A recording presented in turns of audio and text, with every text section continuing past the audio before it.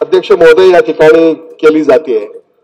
सक्तीवरनं मला अध्यक्ष महोदय असं आठवलं की शक्तीपीठ महामार्ग हा जो आता महाराष्ट्र सरकार आणू पाहतंय, महाराष्ट्रातल्या 12 जिल्ह्यातनं हा शक्तीपीठ महामार्ग जातोय.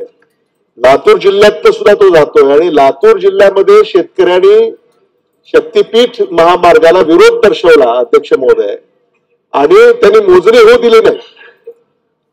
सरकारचे अधिकारी मोजणी करण्याचा प्रयत्न करतायत, पण त्यांनी मोजणी होऊ दिलेली नाही. आणि त्याचं कारण काय अध्यक्ष महोदय? ते जे दर सरकार देतंय त्या शेतीच्या जमिनीचे, ते दर अतिशय तुटपुंज आहे, ते शेतकऱ्याला मान्य नाहीत.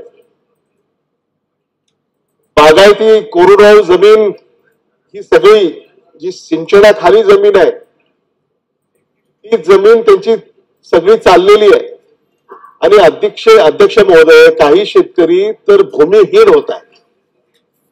हा जो शक्तीपीठ महामार्ग आहे, शेतकऱ्यांना भूमिहीन करून आपल्याला हा शक्तीपीठ महामार्ग विकसित करायचा आहे का अध्यक्ष महोदय?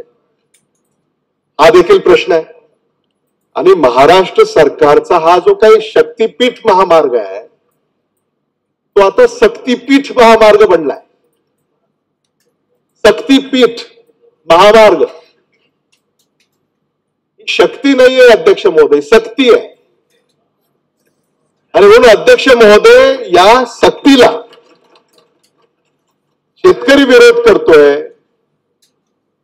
हे सरकारच्या अध्यक्ष महोदय आपल्या माध्यमातून मी लक्षात आणून देऊ इच्छितो.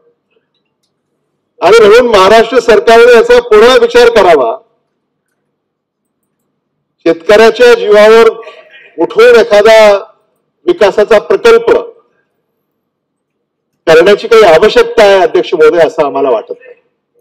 अध्यक्ष महोदय,